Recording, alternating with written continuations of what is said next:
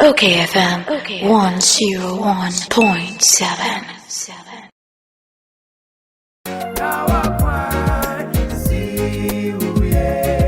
Okay, 101.7 FM anu asugusu awutie no Ghana de shimaima enenumre mi mamu nyina ajo. Ebra so se ye de Abrabopa edwumadi ebre mu se de ye no ebna da bia ye tenasia na ye ba bedi Abrabo mu nkomo enne ye bedi ya ware mu nkomo.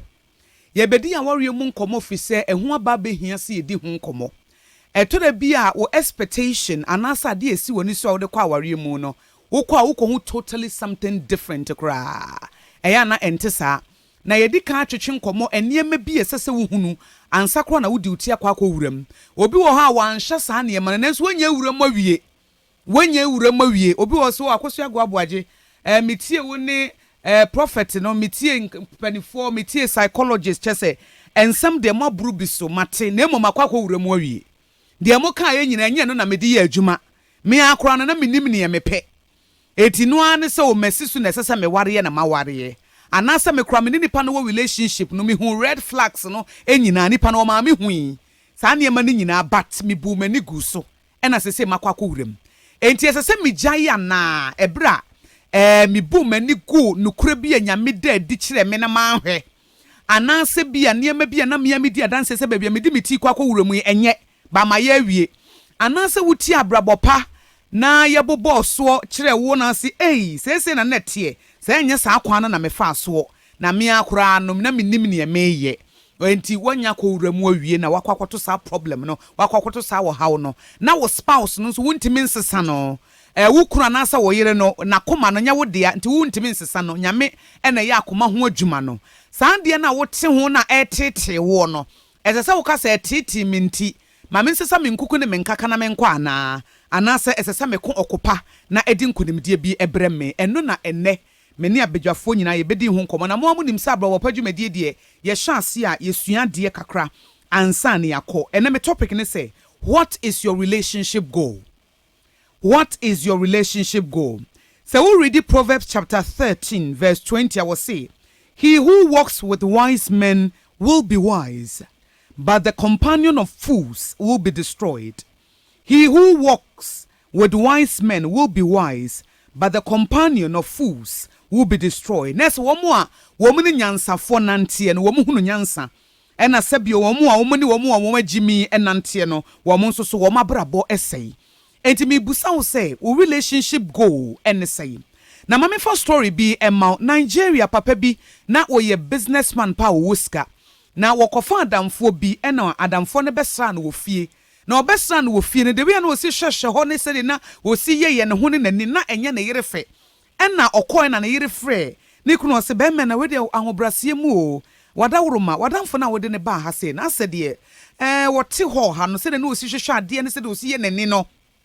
enya akono me gidi se wonye obi a wo akoma papa ena ne kunu nso ye pa no so ogya wo de wo mpanipa kwache na iru mpanipa me de obi aba no so da bi me kunu me dofo nya saa ba se de no ositi ehun se ma de ye monitor de pa na me hwese de wositi ho ha na wo wuni ho a ana wo sore se wo no di nkoma na wo sresre ba wo tu hu se wo kwa abape na wo hye na ni style bi na se wo ase de obi ebu ani chi asie ana wo kwa wo chi na wo ye na nim style bi me tesoro ho no me huni enu nti na me wasutire ne be ma na amfa anyansem wanfa anyansem na nadamfo yo ne na nadamfo no ebepa abusia bi free ne nkyɛn obepa abusia bi free ne nkyɛn no ɛna eduru mmerɛ sɛ wotua na ontua ɛna ɔsɛ adan na wabɛgye sika mo hɔ thousands of dollars also de kwaya de media ma ebra sɛ wotua na mpɛ sɛ metua ye wo hɔ a yɛte ya ne sɛ sikani na kromfo bi akwakobo ne tuo ekunu ɛdi ansɛm a ɔbɛya babɛyɛ kuna young girl a waware ne kuna sisuo adane suoma wo mienu be meyi abobra kama yire ne ho ahyase wase obi akobu ne tuo ya ekuno ena police force asem ni so mo investigate ye investigate ye kɔ yanim a na damfo no a wode ne ba fie hɔ no a na yire kan sese wo kɔ anse de osi ye nani e de hye wo no na asenya me fe na sa na damfo no obɛbɔ na bosia se sika na obɛgye yesu obɛtue nti ena wakɔ akɔbɔ paa ami aba be kum papa no efiri wo sere bi obefa sika na di investigations ne court so che after 2 years ansa na ye hu sa asem no na nanu ebi mpo asan si ameyate obi a wono nso na damfo wakọ ama yakọ akọbọ ne tu adwudwa no ekunu yaya ye fise na wono nso ede ne ka maame enipa a wo ne nam no ehia o etina mebusa wo say o relationship goal and say edi enti na ya wo fa damfo edi enti na ya wo ni nipa binam eya na wo botaye ne say obra ye boy bible sinim dia meman ni nti wo mo yira ba bia ni swade hunu enni no eya na niema eye basa enti Dr. Miles Monroe wonya ne ba bi kro say when purpose is not known abuse is inevitable. When purpose is not known abuse is inevitable. Enti me busa wo say nipa na wo ne fa damfo botaye benti na wo ne fa damfo ye fa damfo se de be ya ye nyina ye beko ye nim ye beboabo ye ho adamfo bi wa wo ne nam no wo hu se na ni brew ne kasa ye mu kura ma wo hu bi ansam afiri na numu bana ya bambo nsam eka bibi kire wodofo eka bibi kire na hunu nyansa adamfo wo ne nam a wo hu bibi papa bia wo ho da bia wo kan nsam ya bamubuo da bia wo kan nsam ma wo moa da bia wo kan nsam ma obu ho abofia wo buani aguso efi say ye wo say wo yi sa adamfo ni free wo life mu a ebeka wo nkwa na teto so mienu menini gya adamfo a ede ene wo beka de nipa na beka ne hia wo esen wabrabo na wo bɔ no nipa na de wo beka no ehia wo esen wo wabrabo a wo bɔ no metie papa bi wo say opinions of people say wo nipa adwenkyere ekyekyere wo a wo ne mobrofo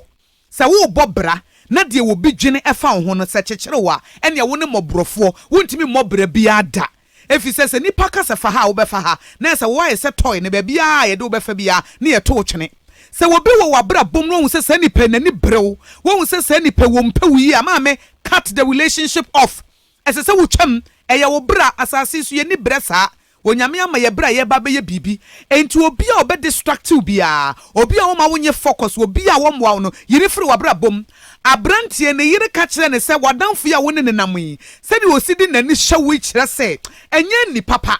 adamfo a wone osire kama wo ye se wo konana ohwewachi ade wo kire bi ne wo buo ni chie wo wachi na wo bi ehu ka kire se ya hweyie ne yiri mpo hu ye kan ne wantie kopem se abrantie baji ne ho sika thousands of dollars obetue sika nti abrantie ko bo pam ye bebo sika ni tuo ekun ne ya e ne office etima me mesem woni na ho obra na wo bo no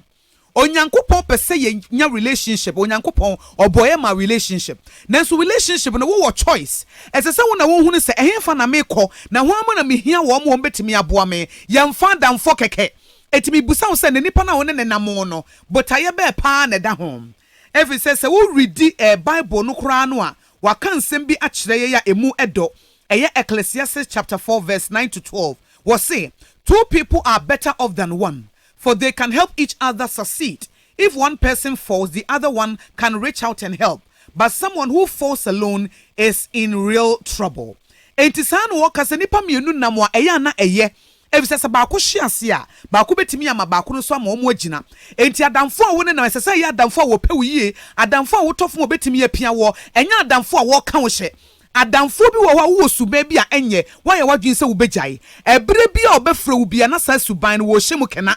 waye wadwen se nsan ka begya annom fi se ensan ese wo kidney wakofa adamfo bi aba wo gyansa nom no aba ebusumi nsia wo frɛ wa ye bewu ayengu na afei wasan to aso impulsive buying sika ba wonsem autotɔ ade sa wo se wo gyae wadamfo wenko aba wo yenko shopping afei wo de sana ho sika nyina asa ye wodi wadwuma mu a wo ni kapra wo ni dama wuni adamfo betimi aka nokora kyerwo eti wabrabo eto apema me yemfa adamfo kwa ye ne nipa bi anante kwa ene ye analysis wo wabrabom wo mo a woni wo mo namo no ede amfa so na wunya firi wo mo so anamfa so be ne firi wo so ekọ wo mo so wabrabo otumpon ana wabrabo eto ape wo weaknesses ye kese ana nipa na woni ne nam no wo hu bibi a kyese na ne so biri na ne biri wo ene wo bu wani aguso wo bu wani guso adachi bi it will cost you your life. It is senior Yankasa Solomon nyansafo de amayen no ewo Proverbs chapter 13 verse 20 no say he who walks with wise men will be wise, but the companion of fools will be destroyed.